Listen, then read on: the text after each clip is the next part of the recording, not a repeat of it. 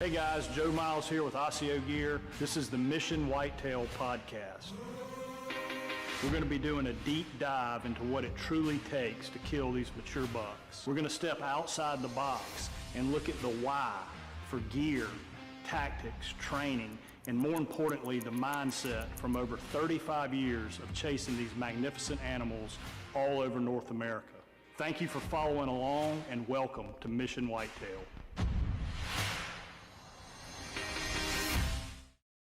Welcome back, guys. Mission Whitetail, episode number 38. Got a really cool guest today. We are going to talk about, again, I thought this ship had fully sailed, but somehow it keeps popping back up. We're going to talk about the heavy light era debate that's out there. Got Zach Waterfield with W&K Archery out of North Carolina and Virginia with us. Zach and I have known each other really through social media and, talking a good bit over the last few years, really, about arrows, arrow setups, penetration, and have done a lot of tests and a lot of congruent tests. He's done some stuff and we followed it up. And so, Zach, how's it going, man? Great to have you here. It's going good, man. I really appreciate you having me on. Actually in the middle of doing tests and running around with the kiddos. So it's like, you know what? Hey, we got to get this done when we can get it done, kind of thing.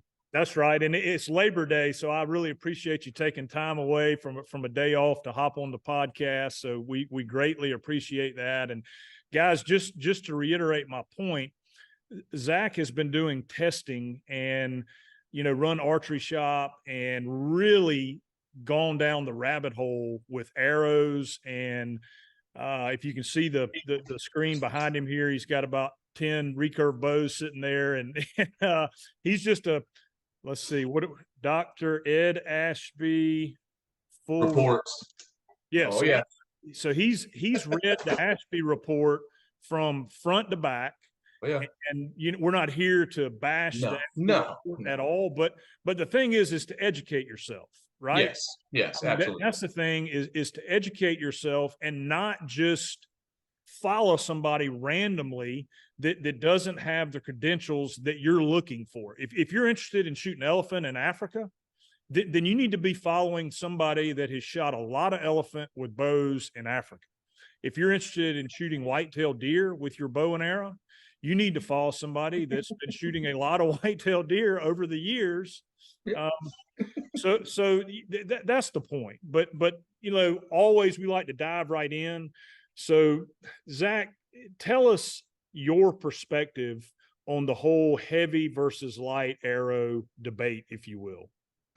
So, and I've personally gone to both ends of the extreme. I've hunted and been successful with a sub 400 and 1,000 grain plus on still whitetail sized game. There's a balance, and that's the big thing that I see a lot is there's people want to go to the extremes. There's somewhere in the middle. There's a nice balance, and it really also depends on where you're living at. If I'm here in North Carolina, we're hunting 20, 30, maybe 40 yards, and you got somebody chasing, whitetail out in Texas or muleys or something. Like it's a different environment. There's a lot of factors that go into that. You want a specific kind of setup where I think that a lot of folks are kind of successful. They can honestly, you're a prime example. Yeah. Let's talk. Let's get into the heavy side of things to start with, and then we can get into kind of the ideal.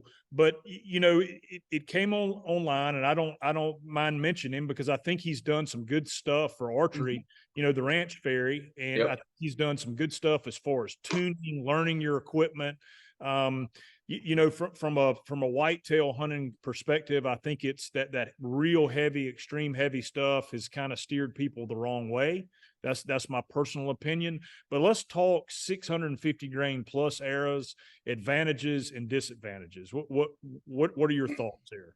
So going, get up to that, that 650, that heavy bone threshold type arrow. There's always going to be, archery is always a give and take.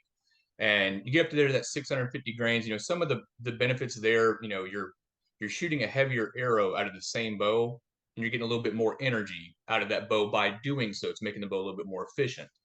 So you're going to have a heavier arrow with more energy. It's going to, by physics, penetrate better than a lighter setup. So if you're a guy that hunts 20 yards, 30 max, and I've hunted in Guam where it's 20 yards, heavier arrow, there's not a whole lot of drawbacks when we're talking short game distance. And again, depending on where you're at, hogs in Guam versus whitetail in North Carolina, then whitetail hogs don't stop moving, but whitetail can just move like that. Yep. So there's some disadvantages there because of the loss of velocity, the increased height in that trajectory, time to target. So, and again, everybody's wanting to build these arrows to break bone. And the way I kind of look at it is if you're going to build an arrow to break bone, you're probably going to hit bone. Mm-hmm. So, and at that point, if that's going to happen, then you're probably going to want a stout setup if you're intentionally aiming for bone, or your velocities, recurve speeds where they can really react, and you're aiming real forward to that leg, you have a high chance of hitting bone. What would you say the penetrate, like in all my testing, and again, it's not on dead animals because I don't think that's very consistent. It's not a consistent medium because you're going to hit them different every time. But whether it be targets or these molds that we've made or cardboard or plyboard, I have not seen a significant better penetration out of a 650 compared to say a 450. What is, I mean, based on science, how much better is that 650 supposed to penetrate? And that's something that there's not a number out there, a way to verify like how much more you're going to get. I mean, physics tells you heavier, more mass with the same amount of energy. Dr. Stephen Blessing said it's going to out penetrate something lighter with the same energy kind of thing. But how much more? Like, is there an exponential difference? There's no way to really test that, and testing on an inconsistent medium to find that difference, that's kind of, to me, useless in a sense. I mean, it's great information. Any test is valid in its own way. It provides data, it provides feedback. But are you going to get another inch? Are you going to get 6 inches? Are you going to get a half inch? Like, there's no way to tell, especially on an animal. And even shooting on dead animals, you've taken the two biggest factors out of that animal is, one, the reaction, that animals don't react. And then two, we're always trying to shoot them, in that leg, in the thoracic cavity, through the shoulder muscle, the vital V, that's load bearing on a live animal. Mm-hmm. It's a reacting muscle. So you take that out of the equation. At that point, can you look at stuff like gel, bone, foam, and all of that to do a comparative analysis between two different arrows? Sure. It'll never correlate, but again, you shoot 1,000 animals 1,000 different ways, you're going to get 10,000 different results. There's just no consistency there. Yeah, and that's that's the crux, right? I mean, that's the problem with all of this, and we continue to try and figure it out. And what Ashby did with his reports, he shot a lot of live animals in Africa, a lot with recurves, a lot with older equipment, and a lot of dead buffalo, because you can't shoot 50 live buffalo, or the average guy can. I guess some billionaire could. Yeah, I ain't got that money. but even then, you're going to hit it different every single time. Oh yeah. So that is the issue. So in all the testing I've done, so we can agree, I think you and I and the majority of people can agree, a 650 grain arrow shot out of the same bow as a 450 grain arrow, tuned correctly, blah, blah, blah, it should penetrate better, or it will, based on science, penetrate better. It's by science, by physics, it has a greater penetration potential. And that's the thing when we look at this stuff, and it's kind of like a cover your rear kind of statement. You always got to say potential. You can't say it's 100% going to penetrate, because again, when I look at, when you've done test, I've done test, it's the comparative analysis, 650 grain arrow, 450 grain arrow. If that 450 out penetrates that 650 and 9 out of 10 consistent mediums, then the correct way to look at that is arrow A, that's 450, would have a greater potential in an inconsistent medium versus the arrow B. Not to say that that arrow won't still outdo the other one, because it's an inconsistent medium. Right. So it's not 100%, it's always going to be that one. No, that can work sometimes too. Yep. We're just comparing here. Yeah, and then you look at the negatives of the 650, and this is where I think people are putting blinders on. Oh yes. You know, they're thinking, okay, penetration, penetration, penetration. In case I hit a leg bone or whatever it may be, I got to get this maximum penetration. The drawback, you know, you've got trajectory, you've got speed to animal, and you've got arrow in flight, right? Would you agree that the longer an arrow is in flight, the more human error shows up? Oh, absolutely. And that's even with me, going to the extreme, shooting a 1,000 grain arrow, and I had a 3-pin sight. That bow is 75 pounds, 28 inches, 1,015 grains, going 180 foot a second. Now we're in traditional realm. Sure. And I had that sighted 10, 20, 30, and I could fit my thumb in between each pin all the way down. So that arrow's got a lot of hang time going there, even 30 yards. And, knowing how the arrow is going to arc, it's going to be in flight longer.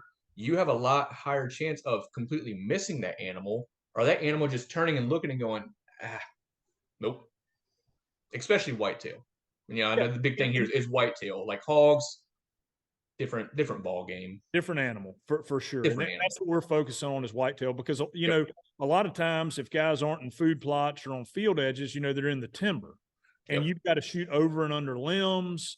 And you saw that test we did where we were shooting through that paper jig, and I couldn't shoot the 60-yard target through my jig because I couldn't get it tall enough.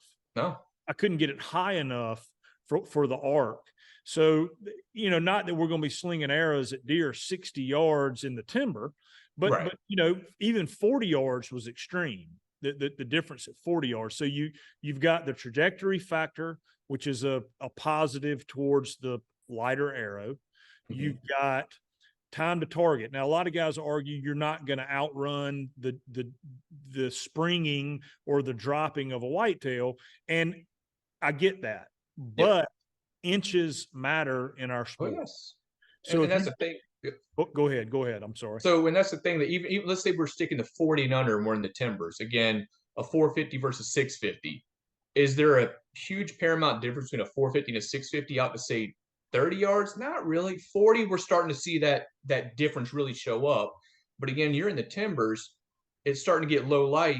We see them big branches. We don't see them little scrub branches sticking out.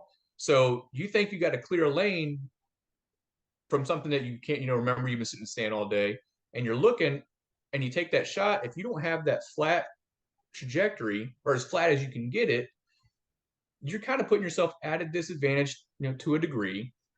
And that's one thing too. Again, and then you're like, well, is that at 37 or is that 42? Is that 35? Is that 30?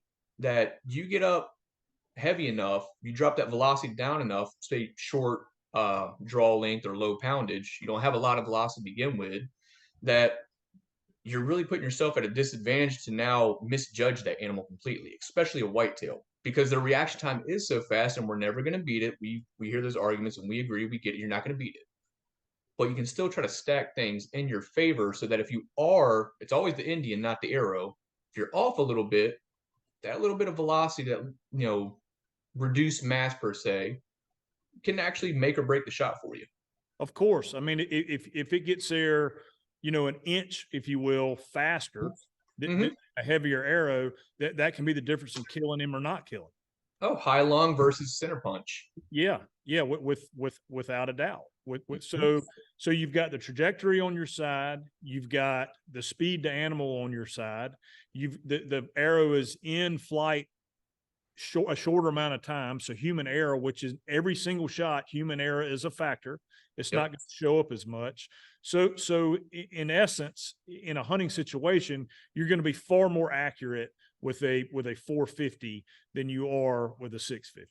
Oh, absolutely. And again, all the guys that want to say that, well, my 650 are stacking at 40 yards. Well, if you can stack any arrow at any distance if you put the practice in. I mean, I was stacking the 1,000-grain arrows at 30 yards, golf ball group at 30 for an arrow going 180 feet a second in that trad realm. Like, as long as you practice with it, you can make it accurate. But again, just putting that group together is not accuracy in itself. There's a lot of factors in there. A lot of So factors. Yeah, we're talking about hunting, and there's a reason why target shooters aren't shooting 700 grain arrows on the 3D circuit. Now I know right. 3D is not hunting, but those guys are trying to be as accurate as they possibly can, and there's a reason why they're shooting much more moderate arrows. It's because of the yardage misjudgment, right? Mhm. And Absolutely. trajectory they get. Yeah, and that's the thing. And I think 3D guys that compete in 3D, I haven't been in the competitive scene. I'm getting my way there. But I mean, shooting 3D is that's why a lot of these top guys, Levi Morgan, all them, they're surgeons when they hit the woods because they're practicing on that animal. It's that you're not just looking at a feed a target, big old circle bullseye. Like no, you're actually looking at the animal. You're having to learn like, all right, that's at 45, like not 40, because a lot of guys are like, oh, well, I'll gap it. That's another topic, but it's like you got to find that balance in there. So, and again, being able to put that arrow where you want it to go, even when you messed up, is crucial when you go from the 3D field to the woods. Yep. Without a doubt. And and then you can look at the extremes. Like Joel, we were talking about this a little bit before we started recording. Joel did that test the other day with the fish era, the 1,000 grain fish era versus the 450 grain era. And the penetration wasn't even close. The 450 way out penetrated. And that would be the extreme, right? A 1,000 grain era is not in theory should penetrate better, but it doesn't, right? Yep. So you got that, that same thing, the greater penetration potential from, that fish area because of the mass alone. And that's what we're always being told. You've got charts that say, oh, it's all about aero mass. Then you got charts that say it's all about energy. Then you got charts all about momentum. And in all honesty, you kind of got to put all three together. It's not one independent of another. It all comes together. But once you start getting to that real extreme, you know, ends of aero mass, kinetic energy, velocity, like a lot of other little things start showing up going on there. So, take a brick and throw it. Yeah, that's a heavy arrow. It's going to break bone. It's got a lot more potential in a sense to break bone because of the hard impact versus a light arrow. Think of a pine needle and a tornado is going to zip through. Sure. Is it going to break that bone? No, it's going to put a little pinpoint hole in it versus you smack your elbow on a brick wall. It's going to break that bone. Yep. And so that, what would you say? I mean, well, actually, let's get into kinetic energy and momentum for a minute, because some of the guys listening, are going to be new to this whole arrow thing. But walk us through kinetic energy and how that equates to arrow setup. So with your bow, your bow stores a certain amount of energy, and it transfers that energy to the arrow, and then that arrow will have a certain amount of energy, the kinetic energy, in flight. Once kinetic energy is gone, velocity is gone, penetration is gone. Kinetic energy, it possesses kinetic energy the entire time. So it also has momentum. You can't have kinetic energy without momentum. You can't have momentum without kinetic energy. And a momentum is just telling us how hard it is for something to change direction. And penetration is technically a direction, but that's kind of been clouded in a sense where it's like, oh, well, to get more momentum, it's gonna be harder to stop. Well, we've done the test. We've matched the momentum. We're not seeing it's not momentum. It's not, there's nothing that's one independent factor. However, talking to people like Dr. Jared Spencer, Dr. Stephen Bless, these guys are experts, they're physicists. They tell you that penetration is based on energy. The more energy you have, the more penetration potential. So, trad bows, low energy setups. And that's what, Dr. Ashby did a fantastic job showing. You don't have a lot of energy. How do you be more lethal? Change a broadhead, put more and more mass on it. Because again, recurves are inefficient. They don't transfer energy because they store energy the same. They don't transfer energy like a compound does. They don't store as much as a compound in some situations.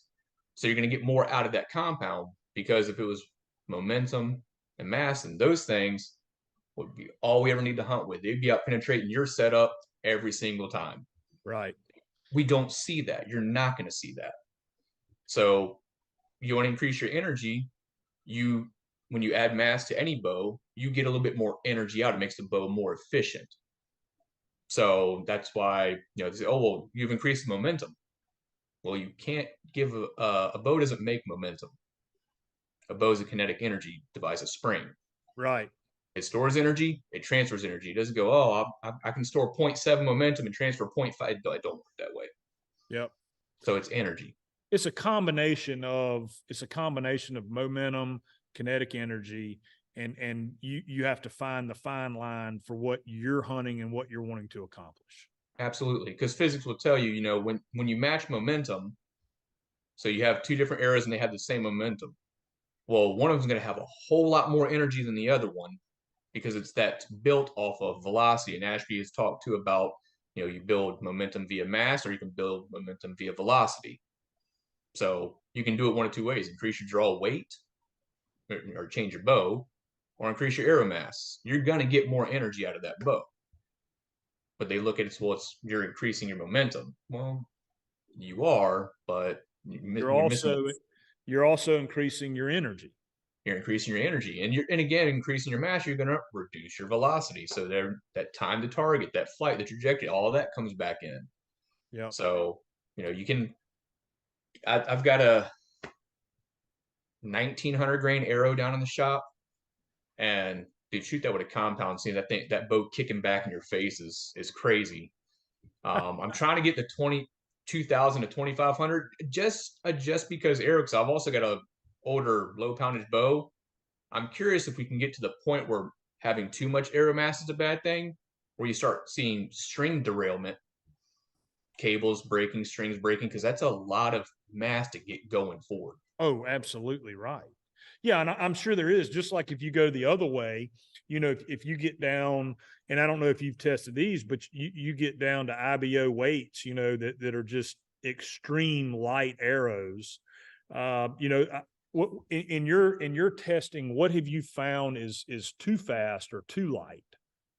So there's we'll kick back real quick. So with the energy, noise and vibration out of your bow is wasted energy. So there's another plus for the heavier setup. Your bow's quieter. That's always a plus. We're trying to make a quieter bow for hunting. When you go to a lighter arrow, your bow's a lot louder. And then everything in flight, is affected. That has velocity. If it's in flight, projectiles in flight, it has drag. So the faster it's shooting, the more drag it's going to have, which means the quicker it's going to kind of slow down thing. So when you get too light, you start running those issues with a lot of guys tuning fixed blade heads for 50, 60, 70-yard shots because it's a lot of drag on that. It's going to cause, we all call the broadhead planing off, and it just won't fly right.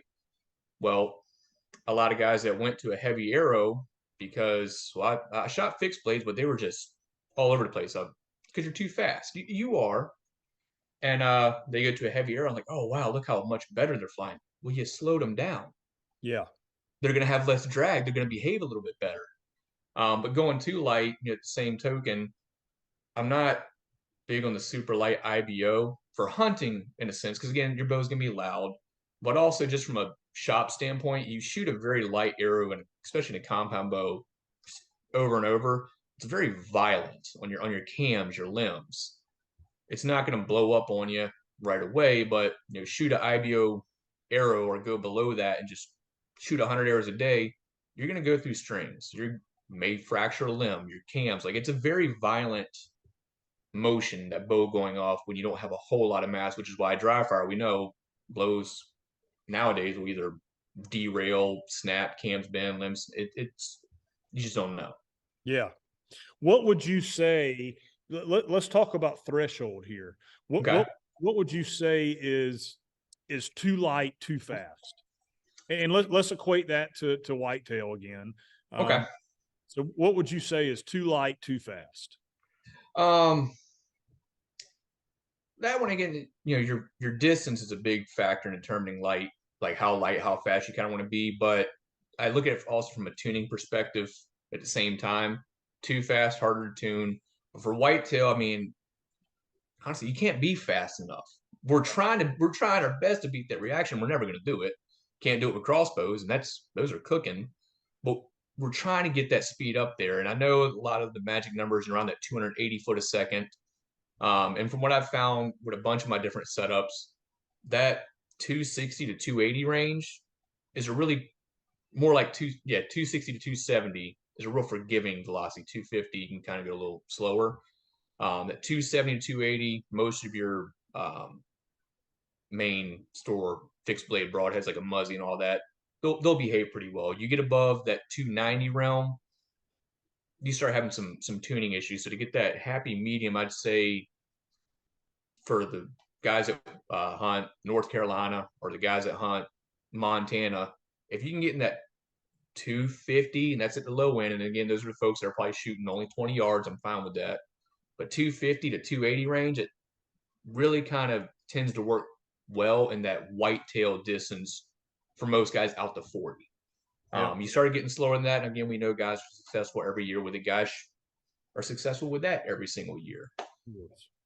But getting that velocity up there, I've noticed for me, my margin of error when I'm misjudging, just shooting in the backyard, shooting random distances, if I'm in that 265 to 275 area, it seems to be a very forgiving area for me personally.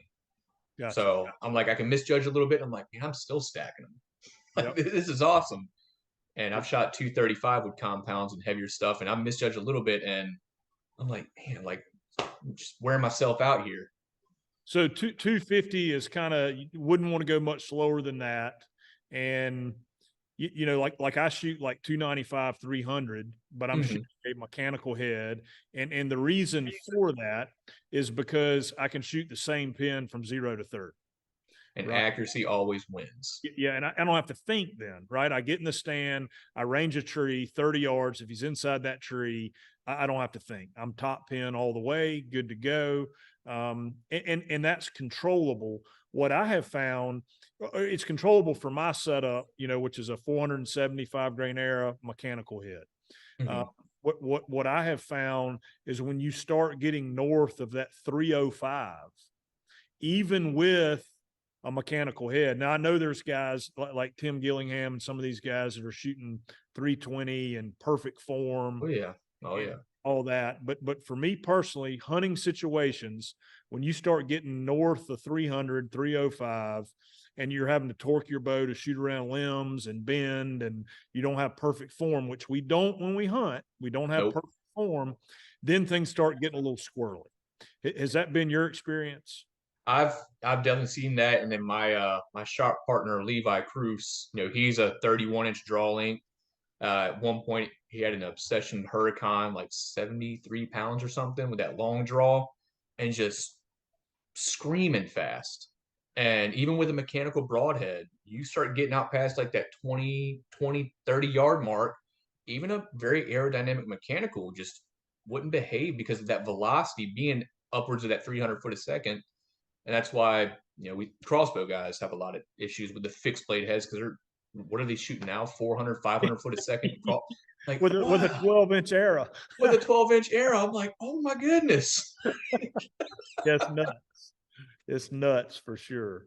So velocity, it definitely helps. At the same time, like in your situation too, it can also hurt. You get a little too fast, even with a very aerodynamic and a well-tuned bow, you can run into those issues in a hunting setup because again, we're not perfect. We are the most imperfect when we're hunting. And again, it's that first arrow of the day is the one that matters. And you've been sitting for a while. You might not have thrown a few arrows before you walked out to the woods. So, and I've started doing it myself recently. Just walk out first thing in the morning. That one arrow is the one that counts. Step out at 60, shoot it. I'm like, yep, that won't work. Yeah. So my buddy Bert Soren was Sornix Outdoors and Sornix I guess lifting equipment. They built a bunch of gyms and stuff for college and pro football teams. He started something this summer. I think it started August 1st. It was shoot for your breakfast. And what you do, you would go to your extreme range, you know, whether that be 60 yards or 30 yards, whatever it is for you personally.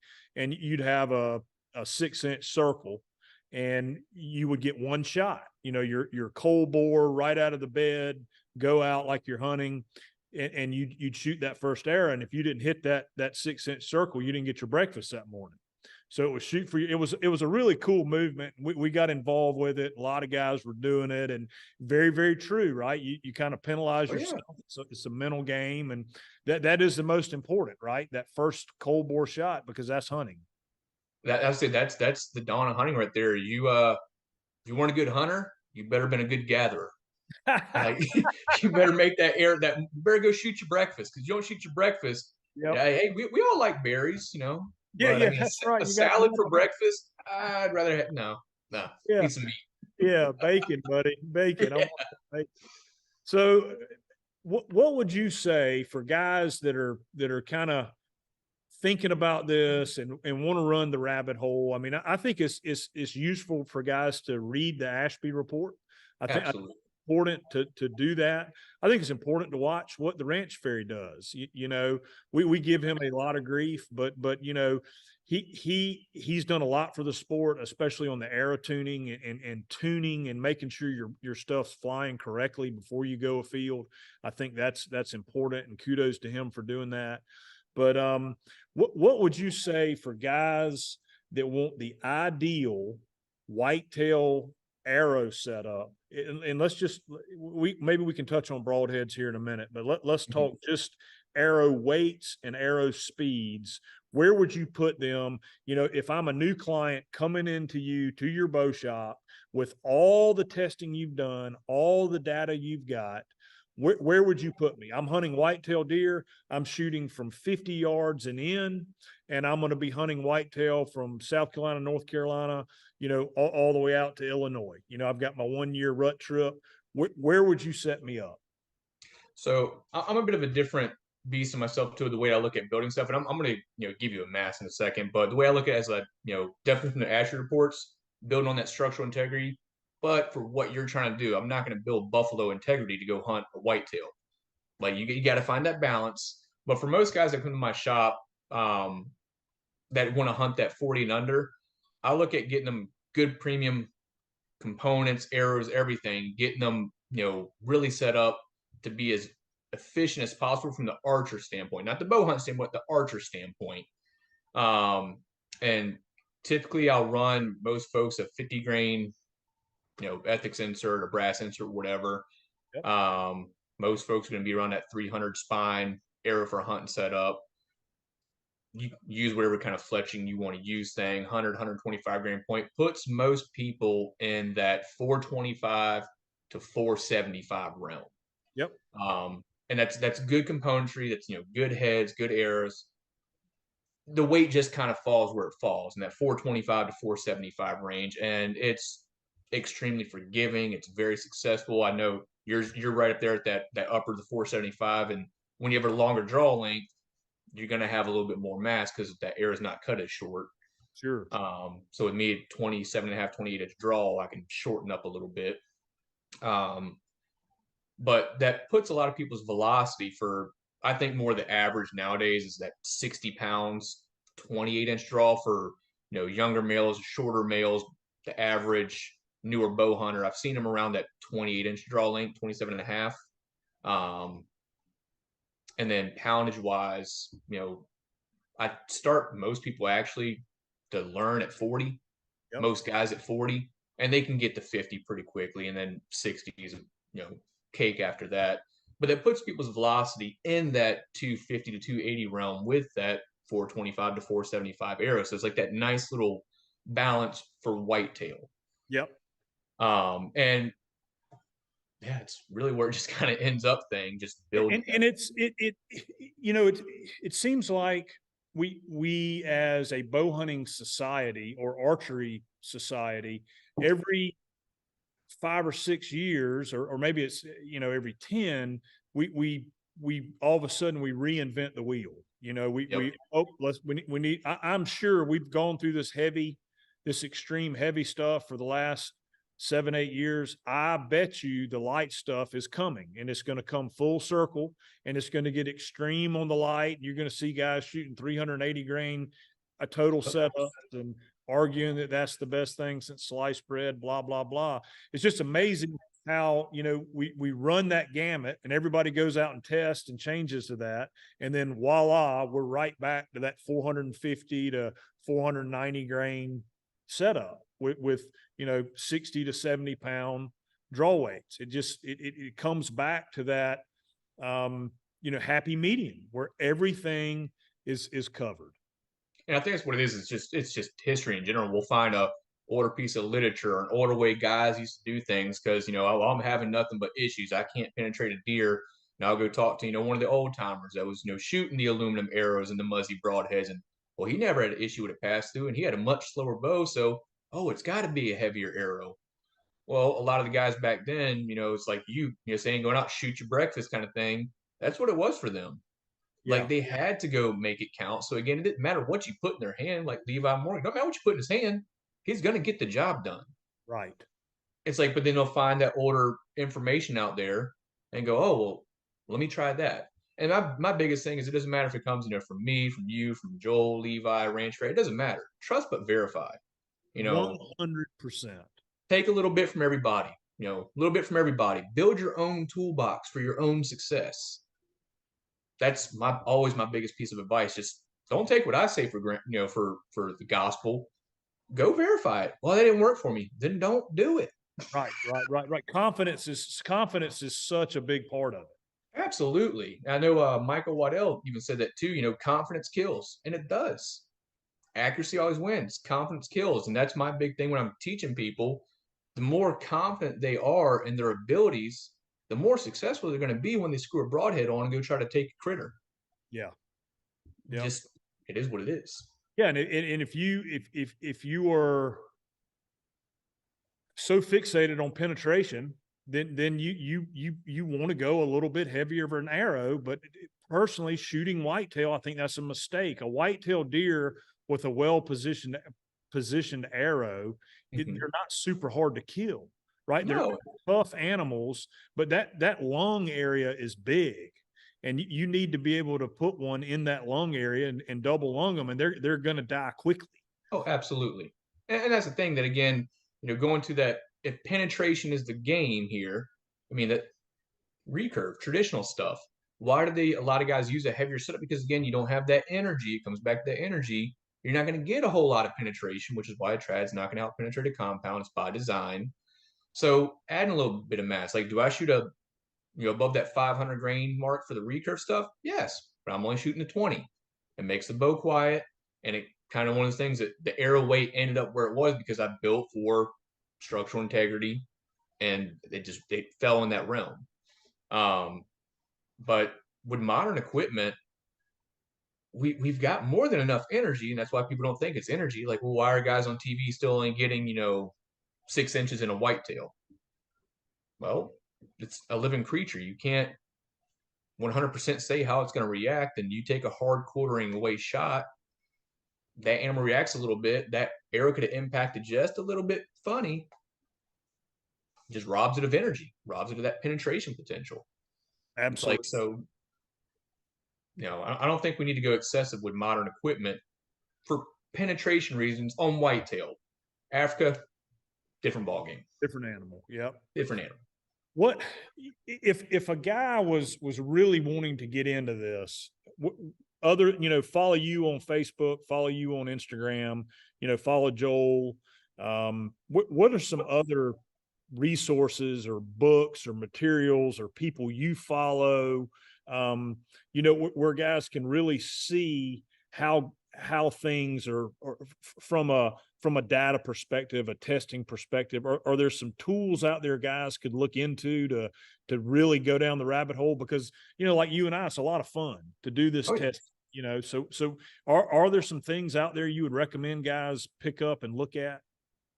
Yeah, I mean, we all, put some data out there and stuff. We've got, Eric Newman, P&L Testers, puts out a lot of data. He's got a social media, Facebook. He might have Instagram too. He puts out a lot of data stuff. A lot of that stuff is stuff me and you will send him also, and he makes it, and Joel sends them too. And beautiful charts. Like, wow, man, that looks nice. So better than I could do. Yeah, way better than I could do. So he puts out a lot of information. You've got Dr. Jared Spencer. He's on YouTube.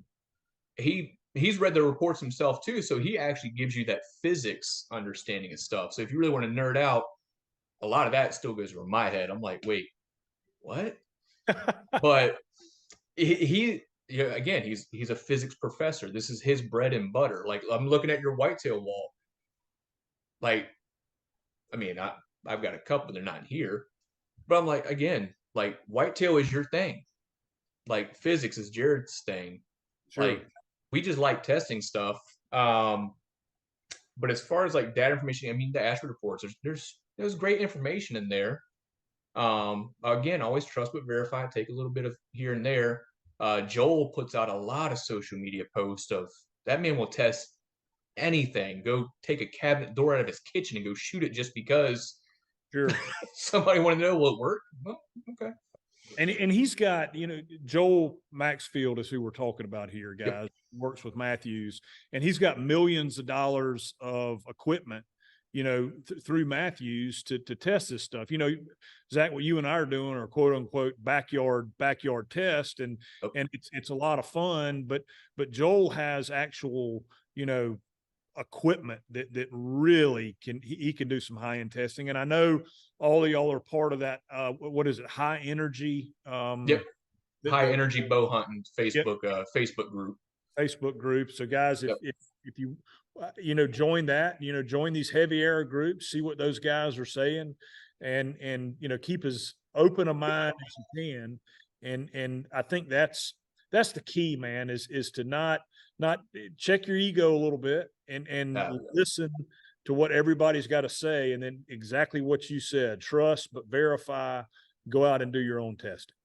and that's again the big thing. Also, looking at all these top guys, you including the industry, you always got to give credit where it's kind of due thing. And I'll tell you right now, there's probably not a person that I can think of that has actually got people looking at their setup finally, trying to improve those areas. Troy, the Ranch Fairy, he Yep. got his YouTube. He got a lot of people looking at their setup. Like, dude, from a shop perspective and a coach perspective, that's awesome. Like you have a huge audience. At least you're getting people to look at their setup. And again, trust but verify. I've seen guys, myself, shot heavy, and they go extreme, and they go, let me start toning it down a little bit. Like, and then you find that nice little balance point. Well, So, even those guys, they started out, if you go back to some of the early stuff, I mean, I think it was over 700. oh yeah, FOC was crazy. oh And yeah, now you look at it and they're back down to about, you know, what are they? They're what, 550 now? They've come all the yeah. A way. lot of them, yeah, that 525 to 550 realm. Yep. So, and again, hey, you know what? For them, that's a great little balance. And a lot of it too. Again, I know T-Bone has talked about it also. He's in that 500 to 525 realm. And again, he's kind of like me. He builds from a structural integrity standpoint. So he'll use a outsert system, which weighs more than an insert. His mass kind of falls where his mass falls. Excuse me. Oh, you good. So everybody's got their own little balance point. And again, Joel Maxfield's wife has piled some critters up, and she's not over 450. I don't think so off the top of my head. I think she's close to that 400 grain realm with a mechanical and kills some big critters. And she's what, 50, 55 pounds? I think 50 pounds, yeah, 26-inch draw length. Yep. Yep. So, Yeah. and again, in that Eric Newman realm with that short draw, he's got to shoot the heavier bows and that's what it is. You got a shorter draw length. Sometimes you got to pull a little bit more poundage if you want to get that velocity out of it. Sure. We're all built different. So Yep. Let's hit on I hadn't planned on this, but we got a couple more minutes here. okay. Let's hit on FOC if you will, because that's a big topic. And one that man, I haven't seen FOC do jack crap. I've tried the 25 and 30% FOC to see if it penetrated better. I've gotten down to 10, and I think I'm right around 12 or 13% FOC right now.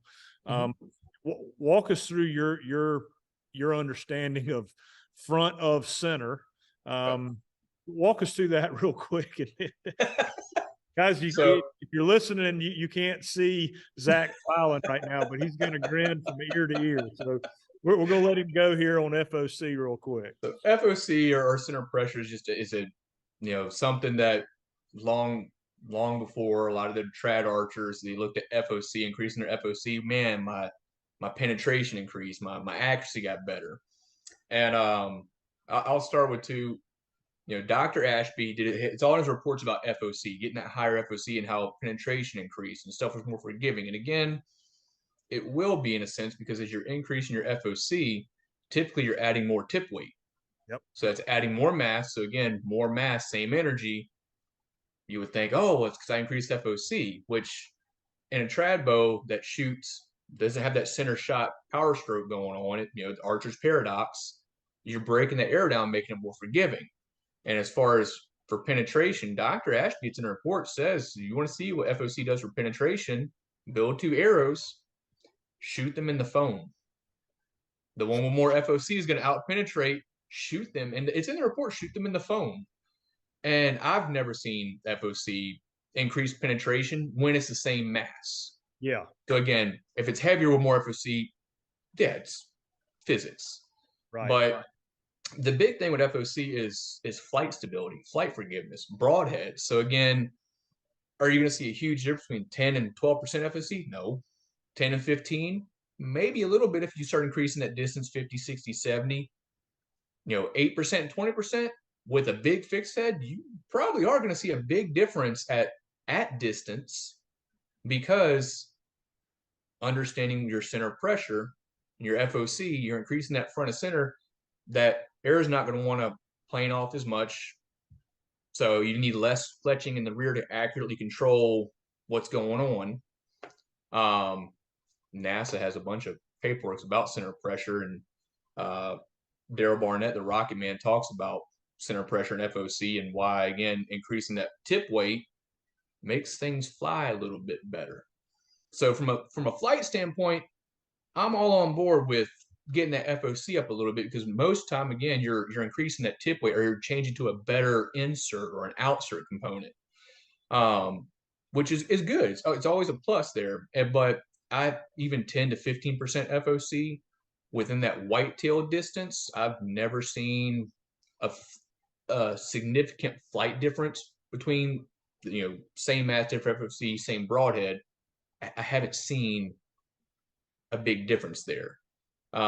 Penetration, no.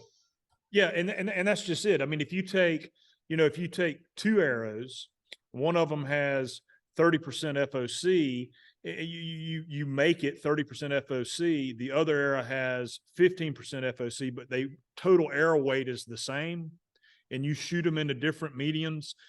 I don't see any difference in penetration. Nope.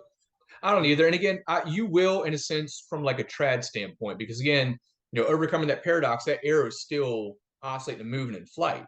So you increase that center pressure where now it straightens out a little faster. It's going to impact more plumb in a short distance versus impacting like this. It'll actually, they can't see me, my arm's just a wiggling. Right. So instead of just wiggling and whopping all over the place, it's actually going to impact like a laser beam. Yep. So then, yes, your penetration is going to greatly increase because that's just wasting energy as that arrow is just whipping all over versus impacting like a dart. And then everybody goes, well, it was FOC. Well, in a sense, yes, but it's because that arrow impacted true. It's not because it had greater FOC. It's because it actually impacted more stable. FOC does that with trad equipment. Yep. So what would you say, again, we keep equating this back to whitetail. What would you say a guy needs to look at for FOC? What range in there would you say they should be? 10 to 15%.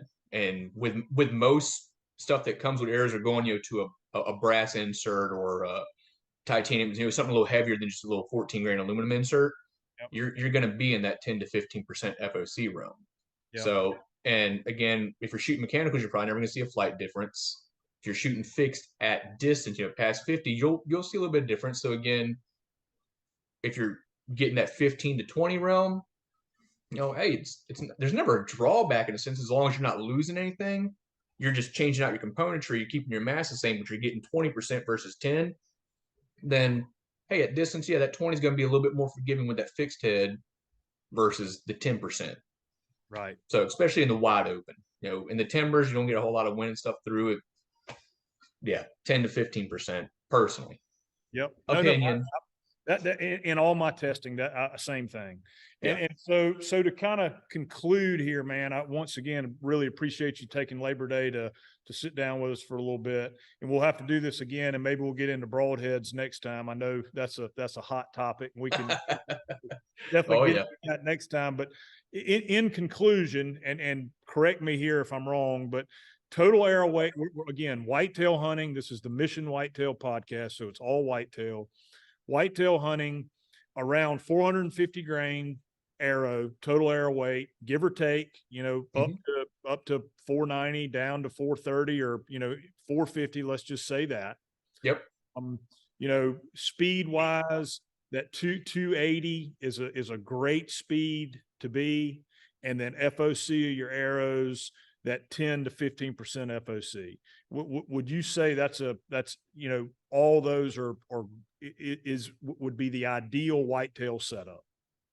If just the arrow specifically we're talking about, I'd agree with that. Somewhere around that 450 plus or minus, 40 grains either way kind of thing. 10 to 15% FOC around that 280 mark, 260, 280 ish. Yep. I think it's a very solid balance for whitetail. Awesome, man. Well, thank you so much, Zach. We appreciate it. Guys, look Zach up on Instagram, Facebook. Give him a follow. He puts out a ton of good information. And that high energy bow hunting, that's also another really good tool that Zach's heavily involved with. So, guys, we appreciate it. Thank you for tuning in. And we'll bring you the next one in a week and a half from now. So, Zach, thanks again, buddy. Appreciate it. I really appreciate it, man. You take care.